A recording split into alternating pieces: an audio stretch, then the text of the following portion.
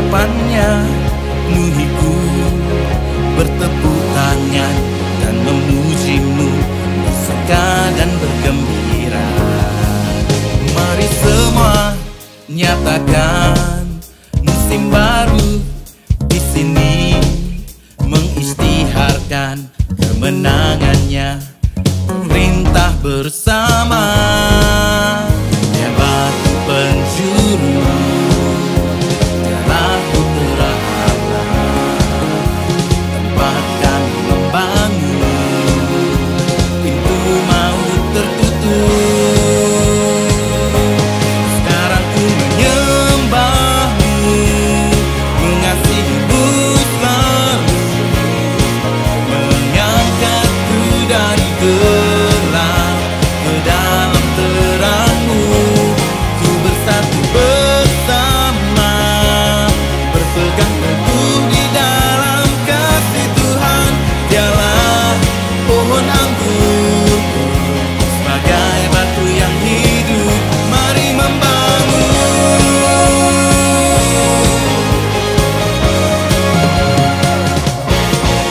Mari semua nyatakan musim baru di sini, mengisytiharkan kemenangannya, memerintah bersama. Dia batu penjuru, dialah putra Allah, tempat kami membangun, pintu maut tertutup. Sekarang ku menyembahmu, mengasihimu selalu, mengangkatku dari gelap ke dalam terangmu. Ku bersatu bersama, berpegang teguh di dalam kasih Tuhan. Dialah pohon anggurku, sebagai batu yang hidup. Mari membangun.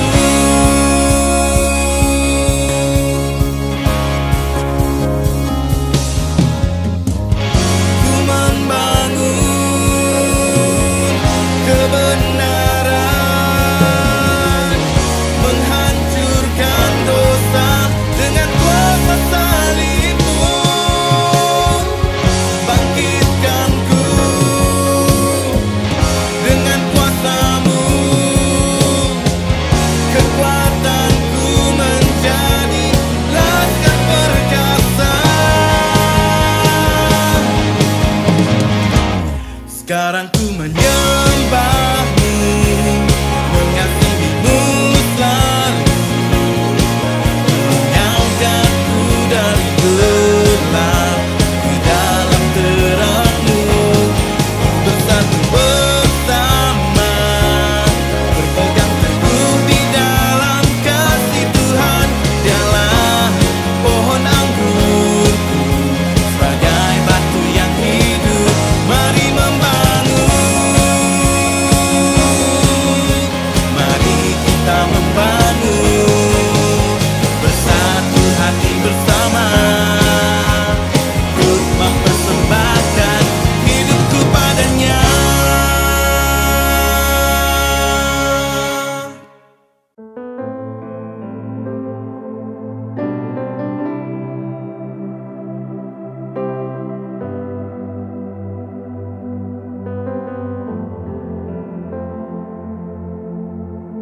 Kau datang ke dalam dunia,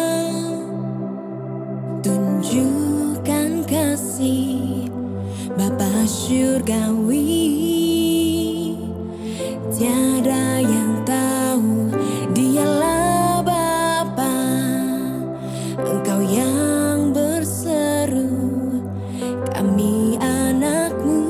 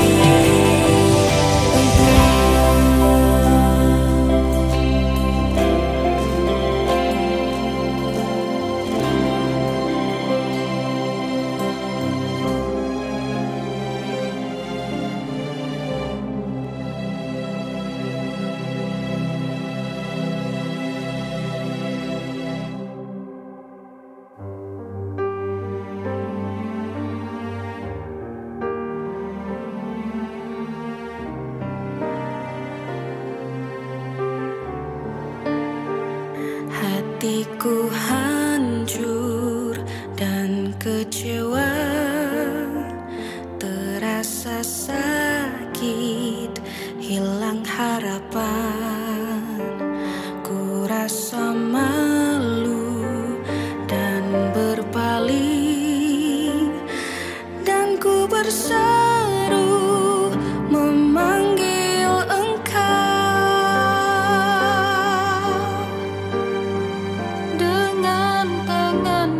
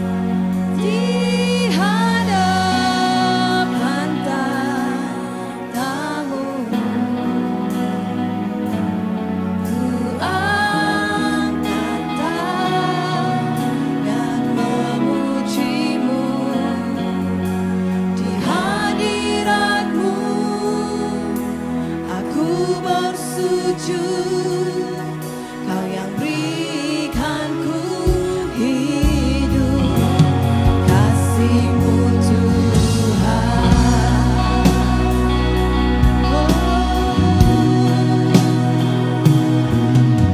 Walau ku tak lihat rencana-Mu, waktu ku lemah, Engkau pun hadir. Hidupku lelah tanpa tujuan, Kau beri hidupku, kini ku bebas. Kasih-Mu Tuhan, pulihkan aku. Kasih-Mu Tuhan, terangi hidupku. Oleh darah-Mu lah aku disembuhkan. Yesus, ku cinta.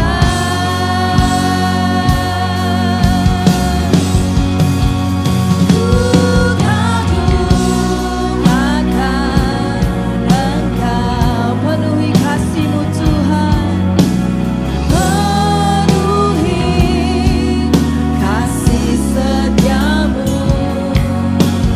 Ku serahkan seluruh hidupku pada panggilan-Mu, di hadapan tahta-Mu Yesus. Haleluya Jesus, kami mengangkat tangan menyembah Engkau dan memuji-Mu. Di hadirat-Mu aku bersujud, Kau yang berikanku hidup, kasih-Mu Tuhan. Haleluya Jesus, kasih sempurna membebaskanku, menguatkanku. Yesus Tuhan, dalam imanku, dengan kasih-Mu nyatakan Kau Tuhan. Kasih sempurna membebaskanku. Haleluya, menguatkan kami Yesus. Yesus Tuhan, dalam imanku, dengan kasih-Mu nyatakan Kau Tuhan.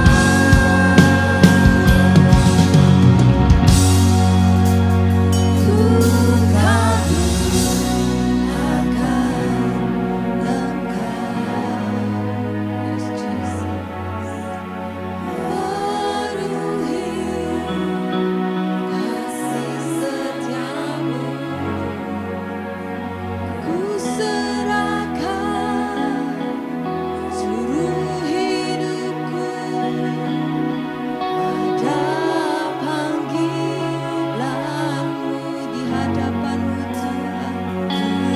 Haleluya Jesus, kami angkat tangan menyembah Engkau.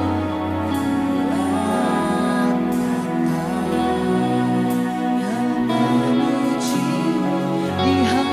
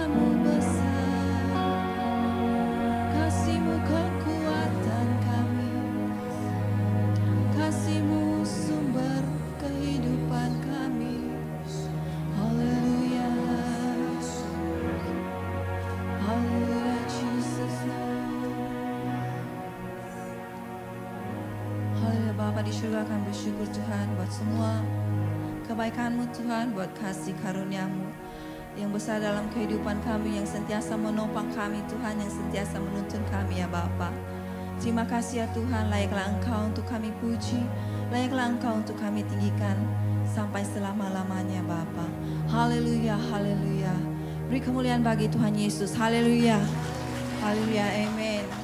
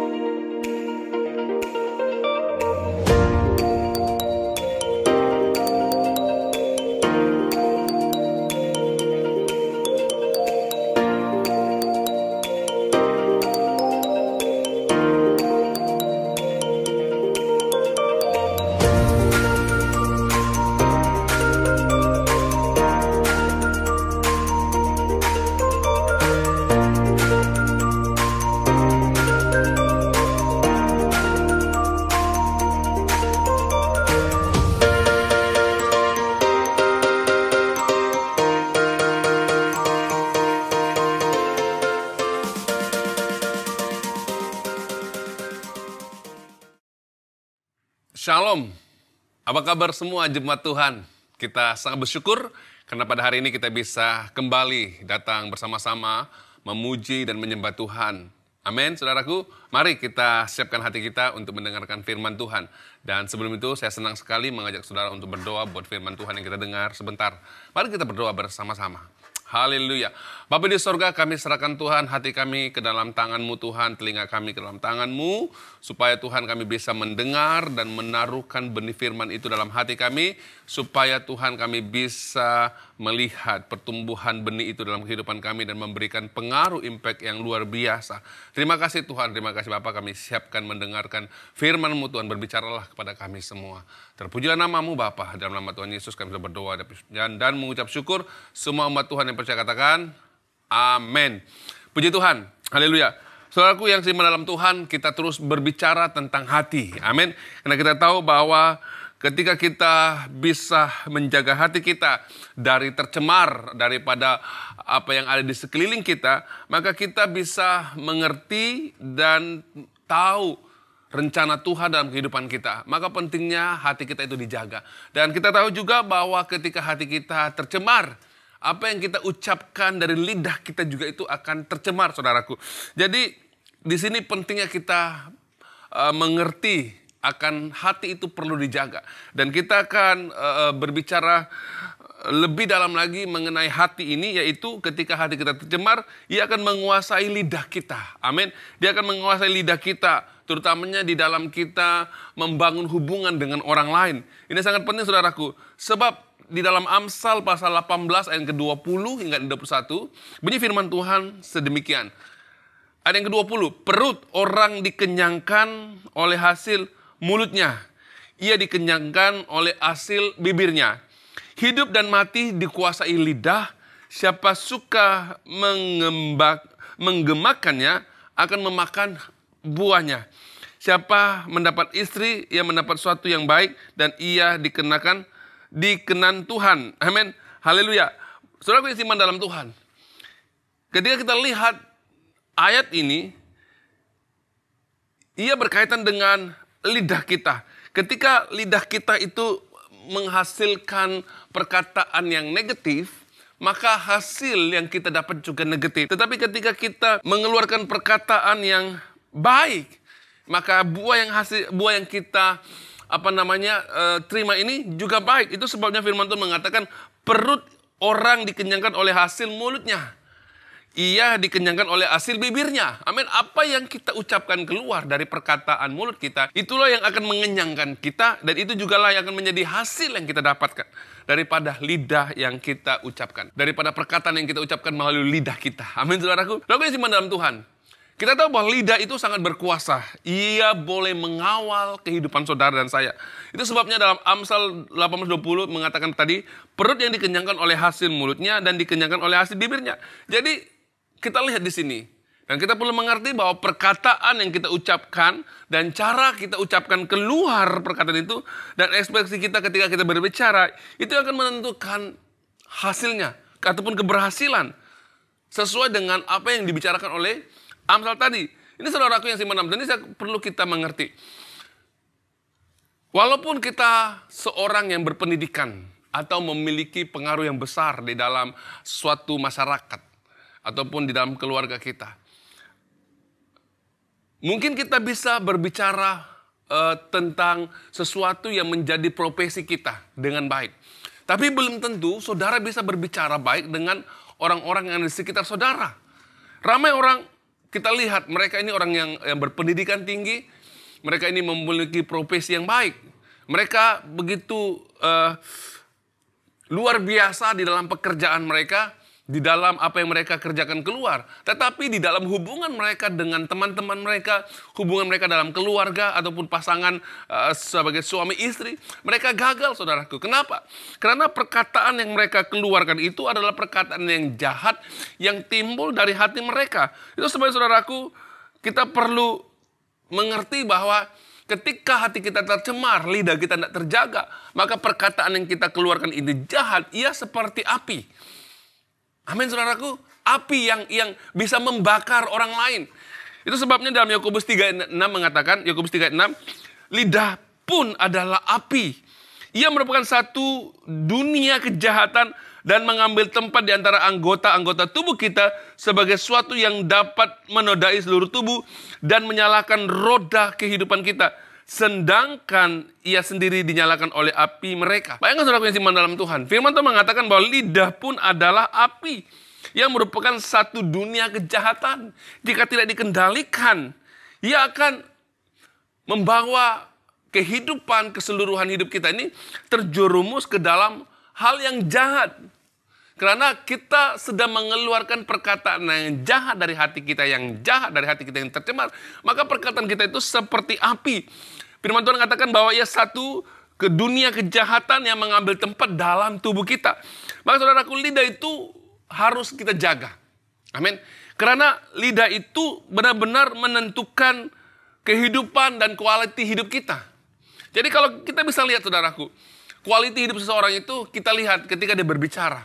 Ketika dia berbicara suka komplain, berbicara tidak puas hati, mengutuk orang lain, berbicara kata-kata sembrono, perkataan yang mereka ucapkan itu tidak ada maksud, hanya perkataan-perkataan yang menjengkelkan, saudaraku. Inilah orang-orang yang kita dapat lihat, dia dikuasai oleh lidah mereka, kenapa hati mereka ada masalah, saudaraku. Jadi saudaraku yang simpan dalam Tuhan, kita semua diibaratkan alat yang berkuasa.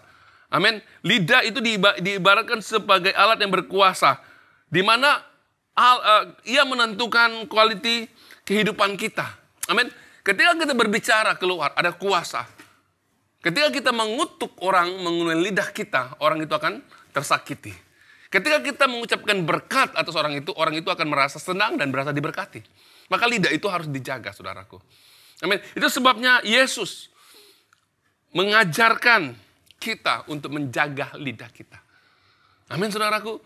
Kita tahu bahwa ketika Tuhan menciptakan langit dan bumi, Dia hanya menggunakan perkataannya, saudaraku. Karena perkataan Tuhan itu berkuasa, mulutnya berkuasa menciptakan alam semesta. Itu sebabnya satu cerita di dalam Perjanjian Baru, ada seorang perwira yang datang kepada Yesus untuk memberitahukan, Yesus tolong katakan sepatah kata, maka hambaku akan sembuh. Karena dia percaya perkataan Tuhan yang diucapkan keluar itu penuh dengan kuasa. Amin. Jadi iblis tahu, saudaraku, kalau lidah hati kita bermasalah, perkataan yang kita keluarkan, perkataan yang kita keluarkan itu pasti akan sudah tercemar. Jadi di sini iblis akan mengambil kesempatan ini untuk menguasai kita, menguasai lidah kita supaya ia bisa mengawal kita untuk mengeluarkan kata-kata yang negatif, kata-kata yang tidak membangun, kata-kata yang membuat provokasi atas kehidupan orang lain. Maka saudara yang simpan dalam Tuhan, kita perlu sadar akan lidah ini. Nah, karena lidah ini membangun kehidupan kita. Ketika kita ada rasa sakit hati atau dalam kita rasa lemah, gunakan lidahmu untuk membangun dirimu. Katakan, hai jiwaku, engkau adalah orang yang dikasihi Tuhan. Gunakan lidahmu membangun dirimu sendiri. Ini sangat penting saudaraku. Itu sebabnya ketika kita datang kepada Tuhan, kita datang menyembah Tuhan, kita menggunakan lidah kita mengagungkan Tuhan. Bagi kita yang dipenuhi dengan Roh Kudus, kita bisa berkata-kata dalam bahasa roh. Kita mengucapkan keluar perkataan iman. Kita mengucapkan keluar kata-kata pengagungan kepada Tuhan. Kita mengucapkan kata-kata pemulihan berkat. Sehingga roh kita itu bisa dibangunkan. Itu sebabnya saudaraku, semakin kita banyak menyembah Tuhan dengan lidah kita, semakin banyak kita menyembah Tuhan dengan lidah dan berbahasa roh, semakin banyak perkataan positif yang keluar dari hidup kita. Ini sangat penting saudaraku. Lidah harus dijaga. Saudaraku yang iman dalam Tuhan, yang seterusnya, bagaimana lidah sangat berkuasa yang boleh mengawal diri kita. Karena lidah ini boleh mewujudkan kebiasaan atau budaya di dalam cara percakapan kita setiap hari. Saudara yang iman dalam Tuhan, di dalam keluarga pasti ada perkataan-perkataan yang biasa diucapkan. Oke, walaupun kita sudah menjadi orang percaya, tapi perkataan yang jahat yang kita selalu ucapkan, walaupun itu bergurau, kita selalu menyebut perkataan-perkataan yang tidak enak, seperti nama-nama binatang, ya seperti babi, setan kau, amin. Kita selalu katakan kurang ajar kau. Anak yang tidak boleh diajar. Karena kata-kata ini kebiasaan kita keluarkan di rumah kita. Ataupun di dalam gereja. Kenapa saudara? Karena kita tidak menjaga lidah kita. Jadi saudara yang iman dalam Tuhan. Sehingga hal ini membuat ia menjadi kebiasaan di dalam hidup kita. Kadang-kadang anak muda saya sering kali dengar perkataan gila kau, gilanya kau. Jadi hal-hal ini yang membuat perkataan keluar itu negatif, saudaraku. Dan sehingga perkataan negatif yang keluar ini menjadi kebiasaan. Dan kita rasa itu tidak salah ketika kita ucapkan. Makanya saudaraku yang iman dalam Tuhan, itu sebab lidah itu berkuasa. Kalau lidah itu berkuasa disertai dengan kebenaran firman Tuhan dalam hati kita, maka apa yang kita ucapkan itu membangun orang lain. Tetapi jika roh kita itu bermasalah, hati kita bermasalah, iblis akan mengambil kesempatan menggunakan lidah kita untuk mengucapkan kata-kata kutuk. Itu sebabnya saudaraku, iblis mau menggunakan lidah kita untuk rencananya yang jahat, saudaraku. Hati-hati. Itu sebab lidah adalah alat yang boleh digunakan oleh iblis. Tuhan mau memakai lidah kita untuk membawa kehidupan dan mengucapkan kata-kata berkat dan dorongan kepada orang lain. Tetapi iblis mengambil kesempatan. Jika ada kesempatan, dia akan ambil kesempatan ini untuk membawa kemusnahan dan kutuk dalam kehidupan kita. Sehingga dia mau melihat kerajaan Tuhan itu dimusnahkan lewat perkataan lidah kita. Itu sebabnya saudaraku yang seiman dalam Tuhan, kita harus jaga lidah kita. Amin. Di dalam perjanjian lama, kita tahu bahwa bangsa Israel itu adalah bangsa pilihan Tuhan. Dan orang-orang di sekitar di zamannya pada waktu itu, mereka mendengar dan menyaksikan bagaimana bangsa Israel itu keluar dari Mesir dengan pertolongan Tuhan. Dan mereka juga mendengar bagaimana bangsa itu mengalahkan musuh-musuh mereka di seberang sungai Yordan, saudaraku. Dan musuh-musuh yang ada di situ merasa takut. Dan mereka tidak berani berhadapan dengan bangsa Israel. Karena mereka adalah bangsa yang disertai oleh Tuhan. Satu ketika saudaraku, bangsa Moab, orang Moab itu mau tidak berani untuk berhadapan dengan bangsa Israel. Apa yang berlaku saudaraku? Mereka tahu bahwa lidah itu berkuasa. Akhirnya dia memberi upah kepada seorang nabi Tuhan itu, Nabi Bileam, diberikan upah untuk berbicara kutuk kepada bangsa Israel. Karena dia tahu bahwa dia tidak bisa melawan bangsa Israel secara fisikal untuk berperang, tapi dia menggunakan teknik yang kotor. Dia mau mengupah Nabi Bileam untuk mengatakan kata-kata kutuk kepada bangsa Israel. Kita lihat saudaraku dalam Bilangan pasal 22 ayat 2, 3 hingga 7. Bunyi firman Tuhan. Balak bin Zippor melihat segala yang dilakukan Israel kepada orang Amori, maka sangat gentarlah orang Moab terhadap bangsa itu. Karena jumlahnya banyak, lalu muak dan takutlah orang Moab karena orang Israel. 27 ayat yang ke-7. Lalu berangkatlah para tua-tua Moab dan para tua-tua Midian dengan membawa di tangannya upah penenung. Setelah mereka sampai kepada Bileam, disampaikanlah kepadanya pesan Balak. Saudaraku yang simak dalam Tuhan, dalam ayat ini kita lihat Balak bin Zippor melihat segala apa yang dilakukan Israel itu terhadap orang Israel itu terhadap musuhnya, itu orang Amori, saudaraku. Maka mereka sangat gentar. Itu sebabnya dia dan para tua-tuanya membawa di tangannya upah dan diberikan kepada Bileam untuk disampaikan supaya dia bisa mengutuki. Itu sebabnya, saudaraku, kita perlu berada di bawah naungan darah Yesus. Karena iblis akan sentiasa menggunakan orang lain mengutuki pekerjaan saudara. Iblis akan menggunakan orang lain untuk menyerang saudara. Mungkin secara fisikal mereka tidak berani berhadapan dengan saudara, tetapi dia menggunakan mulut orang lain untuk mengutuk apa yang saudara kerjakan di dalam kerajaan Tuhan. Saudaraku yang simak dalam Tuhan, iblis jahat. Iblis mau menggunakan lidah kita untuk menghalang pekerjaan Tuhan dalam kehidupan kita. Itu sebab, saudaraku, kalau kita lihat Petrus itu mau menghalang pekerjaan Tuhan ke atas Tuhan Yesus. Karena kita tahu bahwa Yesus datang ke dunia ini untuk diserahkan, untuk menyerahkan nyawanya, untuk menebus dosa saudara, menebus saudara dari kutuk, membebaskan saudara daripada perhambaan dosa. Dan ketika Yesus berbicara kepada Petrus, dan dia katakan bahwa dia sebentar lagi akan ke Yerusalem untuk disiksa, untuk dihina, dan untuk diadili, untuk dihakimi, saudaraku. Maka Petrus menolak Yesus, katakan, tidak Tuhan, sekali-kali engkau tidak akan melalui hal ini. Saudaraku, kelihatannya apa yang Petrus ucapkan itu baik, tetapi sebenarnya dia sedang menghalangi rancangan Tuhan atas hidup Tuhan Yesus. Saudaraku yang simak dalam Tuhan, kadang-kala kita ini dipengaruhi oleh emosi kita. Dan iblis menguasai emosi kita, mengucapkan seolah-olah perkataan kita itu rohani, tetapi sebenarnya kita menghalangi pekerjaan Tuhan. Saudaraku, iblis mau menggunakan lidah dan kuasa perkataan kita untuk membinasakan kerajaan Allah dan menghalang rancangan Tuhan dalam hidup kita. Sama seperti apa yang iblis lakukan kepada Petrus. Saudaraku yang simak dalam Tuhan, dengar baik-baik. Lidah itu sangat penting kita kontrol dan kita kawal. Karena penggunaan lidah yang betul itu boleh mengubah destiny kita. Amin. Penggunaan lidah yang betul boleh mengubah destiny kita. Karena kita akan dinilai, saudaraku, oleh apa yang kita katakan. Kita bisa mengerti bagaimana orang itu ketika dia berbicara dengan kita.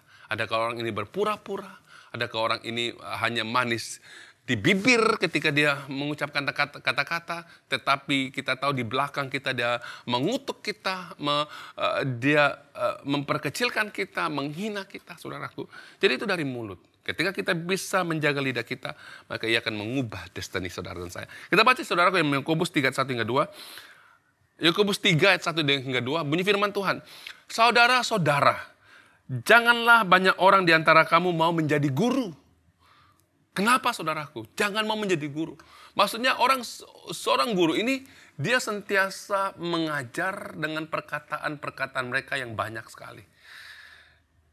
Dan setiap perkataan yang kita ucapkan itu akan dipertanggungjawabkan di hadapan Tuhan satu hari nanti. Kita baca seterusnya, saudaraku. Sebab kita tahu bahwa sebagai guru kita akan dihakimi menurut ukuran yang lebih berat. Sebab kita semua bersalah dalam banyak hal. Barang siapa tidak bersalah dalam perkataannya, ia adalah orang sempurna yang dapat juga mengendalikan seluruh tubuhnya. Amin. Kalau perkataan kita ini tidak bermasalah, perkataan kita ini baik, sempurna, maka kita bisa mengendalikan seluruh hidup kita. Tetapi ada orang yang mau menjadi guru, mengucapkan banyak kata-kata. Ingat bahwa hukumannya itu lebih berat. Karena semakin banyak kita mengeluarkan kata-kata, semakin banyak kita melakukan dosa, saudaraku. Karena banyak perkataan yang kita tambahkan atau yang kita kurangkan supaya kita ingin diperhatikan, saudaraku. Akhirnya kita tahu bahwa ketika kita mengeluarkan kata-kata yang tidak bertanggung jawab, kita akan bertanggung jawab di hadapan Tuhan. Amin. Kita lihat hari ini, saudaraku, di dalam media sosial. Berapa banyak kata-kata yang negatif, yang tidak puas hati, yang kecewa, yang mereka post di Facebook. Ataupun di media sosial, di TikTok, ataupun di Instagram, di mana saja media sosial. Mereka mengungkapkan kata-kata yang dari hati mereka itu, yaitu kata-kata yang tidak puas hati. Kata-kata yang rasanya sudah putus asa, saudaraku. Sehingga ketika orang membaca, itu akan terkesan. Jika kita tidak berhati-hati, kita akan terikut dengan perasaan mereka yang mengeluarkan kata-kata yang negatif yang lahir dari hati mereka. Walaupun tidak secara langsung diucapkan. Kadang-kadang kita nih sepertinya yang suka memberitakan hal-hal yang tidak pasti itu perkataan yang benar atau tidak, atau berita yang benar atau tidak. Kita suka post. Kita forward. Akhirnya kita bertanggung jawab terhadap apa yang kita lakukan, saudaraku. Maka saudaraku yang seiman dalam Tuhan, firman Tuhan menegur kita pada hari ini. Janganlah banyak orang di antara kamu mau menjadi guru. Mau tahu dia yang di luar tahu sesuatu berita, dia mau orang menganggapnya dialah orang yang pertama menerima berita ini, lalu disampaikan kepada orang-orang yang di sekitar mereka, sama ada melalui ucapan mulut mereka ataupun melalui posting di media sosial, dan mereka mau menganggap mereka adalah orang lebih tahu daripada orang lain. Maksudnya mereka mau menganggap mereka itu guru. Yang pertama tahu, akhirnya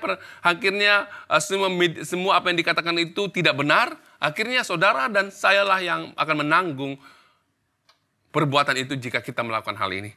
Maka saudaraku yang seiman dalam Tuhan, mari kita gunakan perkataan lidah hanya ketika kita menyatakan hal yang baik. Amin. Ketika gunakan lidahmu untuk perkataan yang baik yang keluar. Orang tua, berapa banyak kita di sini menggunakan perkataan kutuk kepada anak kita. Ketika anak kita sudah tidak di sekolah mereka tidak pandai belajar, dalam exam mereka mendapat ranking yang terakhir, kita selalu menggunakan kata-kata yang kutuk kepada anak kita. Memang kau ini bodoh, memang tidak guna. Kadang-kadang kita katakan sia-sia saya melahirkan kamu. Ada juga ibu bapak katakan, kamu memang anak yang saya pungut di tong sampah, padahal itu anaknya sendiri. Jadi perkataan-perkataan inilah yang akan menyakitkan hati anak itu, sehingga anak itu merasa rasa rendah diri dan tidak mampu maju ke depan. Kenapa, saudaraku? Karena kata-kata kita yang kurang bijak. Maka saudaraku, ketika engkau mengeluarkan kata-kata, keluarkanlah kata-kata nasihat kepada anak-anakmu atau kepada orang-orang di sekitarmu, supaya walaupun mereka benar-benar dalam keadaan jatuh pada waktu itu, mereka bisa bangkit kembali karena kata-kata kita itu kata-kata yang mendorong. Maka saudaraku yang seiman dalam Tuhan, mari kita benar-benar mengerti akan perkataan Tuhan. Ketika kita sampaikan perkataan yang menyedihkan, maka orang itu akan sedih. Saudara yang seiman dalam Tuhan, di dalam Alkitab ada cerita tentang Daud dan anaknya. Dan kita tahu bahwa salah satu anak Daud yaitu Absalom, dia mau merebut takhta Daud bapaknya.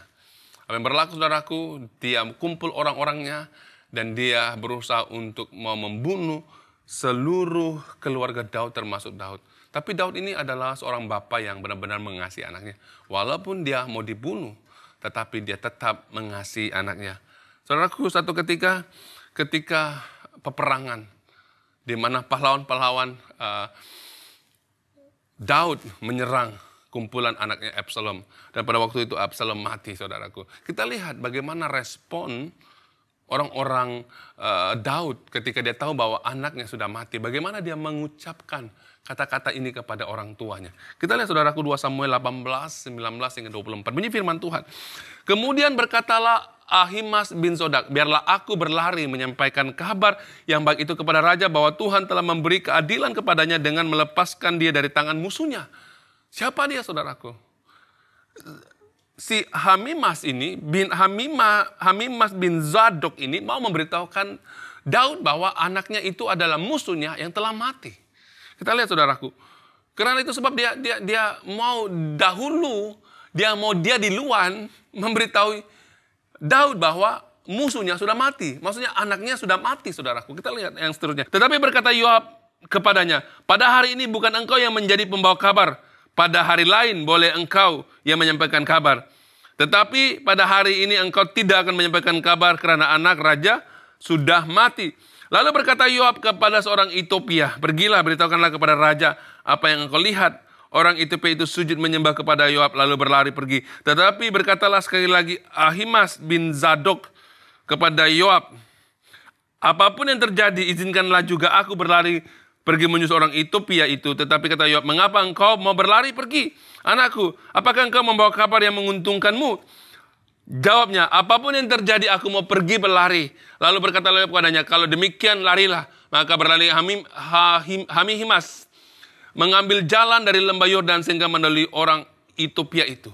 Bayangkan saudaraku, Yoab memberitahukan kepada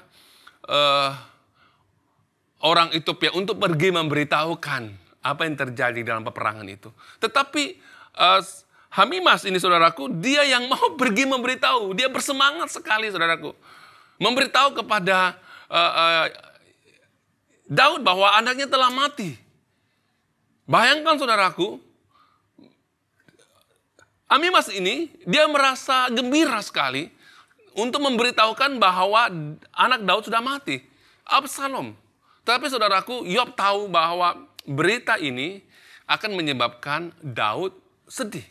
Tetapi saudaraku, Hamimas ini dia tidak peduli. Dia memberitahu juga karena dia ingin memberitahukan orang-orang di istana bahwa dialah orang yang pertama menyampaikan berita itu. Itu sebab dia berlari mendahului Etiopia, orang Etiopia itu. Kita baca saudaraku ayat Samuel 18:24 ayat 29 bunyi firman Tuhan. Adapun Daud duduk di antara kedua pintu gerbang, sedang penjaga naik ke soto pintu gerbang itu di atas tembok. Ketika ia melayangkan pandangannya, dilihatlah orang datang berlari seorang diri saja. Berserulah penjaga memberitahu raja. Lalu raja berkata, jika ia seorang diri, maka kabar yang baikkah disampaikan.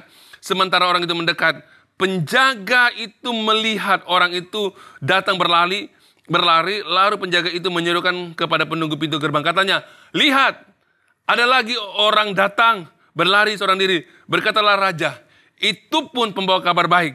Sesudah itu berkatalah penjaga, aku lihat cara berlari orang yang pertama itu seperti raja, seperti berlari Hamimas bin Zadok. Berkatalah raja itu orang baik. Ia datang membawa kabar yang baik. Ayat ke-28.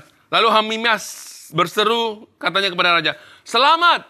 Kemudian sujudlah ia menyembah kepada raja dengan mukanya ke tanah dan berserta, terpujilah Tuhan Allahmu yang telah menyerahkan orang-orang yang menggerakkan tangannya melawan untuk tuanku raja. Amin. Hamimas dikatakan, oh selamat raja. Orang yang menggerakkan tangannya untuk melawan raja itu sudah mati. Apa jawab Daud? Lalu bertanyalah raja, selamatkah Absalom? Wah, bayangkan saudaraku, kita orang Hamimas ini bersemangat memberitahu bahwa Absalom sudah mati. Tetapi sebelum dia ucapkan itu, raja sudah katakan, Daud katakan, selamatkah anakku? Selamatkah Absalom? Orang muda itu kata Tuhan, kata Daud. Jawab Hamimas, aku melihat keributan yang besar ketika Yoab menyuruh pergi hamba raja, hambaku ini. Tetapi aku tidak tahu apa-apa, saudaraku. Hamimas ketika raja bertanya seperti ini, dia sudah gelabah, saudaraku. Dia sudah tidak berani mengucapkan perkataan yang menyedihkan ini. Bayangkan kalau Hamimas katakan anakmu sudah mati. Bagaimana dengan Daud? Pasti dia dalam keadaan stres, dalam keadaan hampa. Karena dia sangat mengasihi Absalom, walaupun Absalom mau membunuh dia. Dia sanggup mati menggantikan anaknya. Saudara, kebayangkan betapa dia mengasihi anaknya. Maka saudaraku yang seiman dalam Tuhan, kalau kita lihat, yang menyampaikan berita yang masa kini, saudaraku, kita lihat, kita suka menyampaikan berita-berita viral. sehingga orang itu dimalukan. Kita bukan membangun mereka, tetapi membuat mereka sedih. Kita rasa ini berita yang menggembirakan buat saudara. Tetapi buat orang itu sangat menyedihkan. Makanya saudaraku yang seiman dalam Tuhan, kalau kita tidak ada berita baik yang mau diberitakan, lebih baik kita berdiam diri daripada kita berbicara.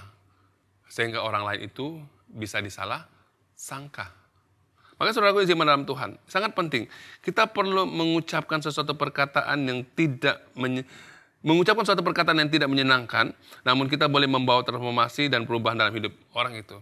Amin. Jadi kadang-kadang begini saudaraku. Kadang-kadang kita juga bisa mengucapkan perkataan yang tidak menyenangkan. Menegur orang itu. Tetapi dengan tujuan bukan untuk bukan untuk menjatuhkan mereka, tetapi untuk membangkitkan mereka kembali. Kadang-kala perkataan yang tidak menyenangkan ini juga, kebenaran yang kita sampaikan ini memang sakit. Tetapi tujuannya untuk membangun. Tetapi jangan kita sampaikan hal yang membuat orang itu tidak lagi bisa bangkit, saudaraku.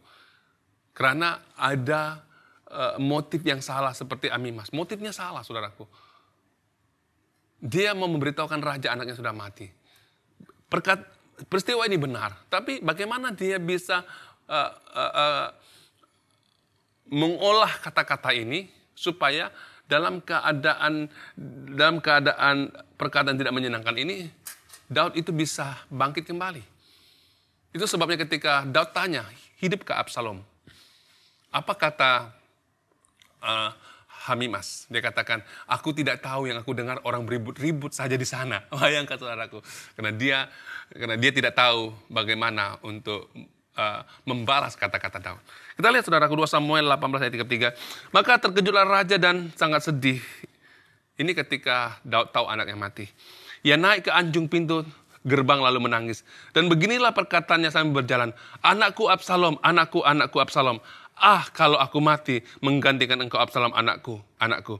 Samuel 19 ayat 5 hingga 7. Lalu masuklah Yoab menghadap raja. Ini Yoab tadi. Menghadap raja dan di kediamannya serta berkata, pada hari ini engkau mempermalukan semua hambamu. Amin. Yoab menegur Daud. Dia katakan, hari ini engkau mempermalukan hambamu. Ini musuhmu yang sudah mati.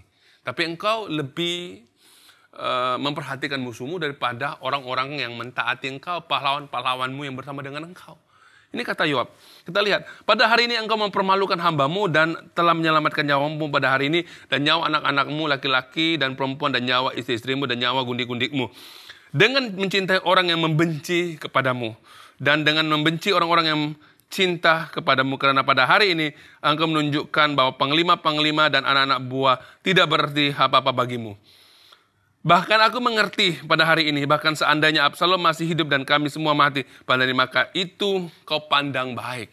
Bayangkan saudaraku, Yoab menegur Daud dalam keadaan tidak menyenangkan, tetapi kebenaran itu disampaikan. Oleh sebab itu bangunlah, pergilah keluar, berbicaralah menenangkan hati orang-orangmu, sebab aku bersumpah demi Tuhan, apabila engkau tidak keluar, maka seorang pun tidak akan ada yang tinggal bersama-sama dengan engkau pada malam ini. Dan hal ini berarti celaka bagimu, melebihi segala celaka yang telah kau alami sejak kecilmu sampai sekarang. Saudaraku, kita lihat, Daud ini berkabung karena anaknya telah mati. Dia tindakannya ini, kalau dia tidak keluar berjumpa dengan orang-orangnya, dia sedang mengecewakan orang-orangnya, pahlawan-pahlawannya. Karena pahlawan-pahlawan yang gagah perkasa ini, dia pergi berperang untuk melawan Absalom dan juga pengikut-pengikutnya demi kehidupan Raja Daud, anak-anaknya dan istri-istrinya. Tetapi saudaraku, Daud lebih benar, seorang bapa. Dia lebih mengasihi anaknya benar. Tetapi caranya itu salah, lalu ditegur oleh Yoab. Akhirnya saudaraku, kita lihat di sini apa yang disampaikan oleh Yoab itu satu berita yang sukar kepada raja itu sendiri. Tetapi dia berjaya menyelamatkan raja dan kerajaan itu dan membuat Daud itu sedar kembali, saudaraku. Makanya saudaraku yang seiman dalam Tuhan, kita boleh lihat bahwa perkataan lidah itu boleh membawa kehidupan. Dan perkataan lidah itu juga boleh membawa kematian. Dan kita tahu bahwa perkataan lidah juga itu boleh membawa kutuk. Dan juga perkataan lidah itu boleh mengubah hidup kita untuk masuk ke dalam destiny yang Tuhan ada untuk kita. Mari saudaraku, kita kawal lidah kita. Apa yang kita ucapkan itu akan menentukan kualiti kehidupan saudara dan saya. Saudaraku, jaga lidahmu, jaga hatimu. Sehingga kita mengeluarkan hanya kata-kata yang bisa membangun orang lain. Kalaupun kata-kata itu tidak menyenangkan, pastikan kata-kata itu membangun orang itu kembali. Amin saudaraku, mari kita berdoa. Haleluya. Bapa di sorga, kami sangat bersyukur Tuhan. Pada hari ini kami tahu Tuhan, Bapa tahu pentingnya kami menjaga lidah kami. Jika lidah kami yang mengeluarkan kata-kata yang tidak baik, iblis akan datang untuk menggunakan lidah kami menghancurkan kerajaan-Mu dan membuat kami tidak bisa masuk ke dalam destiny-Mu Tuhan. Oleh itu, hari ini Tuhan hamba berdoa supaya hati kami tidak lagi tercemar, tetapi dipenuhi dengan kebenaran firman Tuhan, supaya perkataan lidah kami yang kami ucapkan keluar adalah perkataan lidah yang berkualitas Tuhan, sehingga membangun banyak orang. Terima kasih Tuhan. Kami serahkan firman ini ke dalam tangan-Mu Tuhan. Pada hari ini, kuasai lidah kami lewat kuasa-Mu Tuhan, lewat pengurapan-Mu, lewat Roh Kudus-Mu, supaya perkataan kami ini, perkataan-perkataan yang kami keluarkan dan ucapkan adalah perkataan-perkataan yang membangun. Terima kasih Bapa. Terima kasih Roh Kudus. Kami serahkan semuanya ke dalam tangan-Mu buat firman yang kami dengar pada hari ini. Dalam nama Bapa dan Roh Kudus, kami sudah berdoa dan mengucap syukur. Semua yang percaya katakan, amin. Terima kasih semua. Tuhan Yesus memberkati.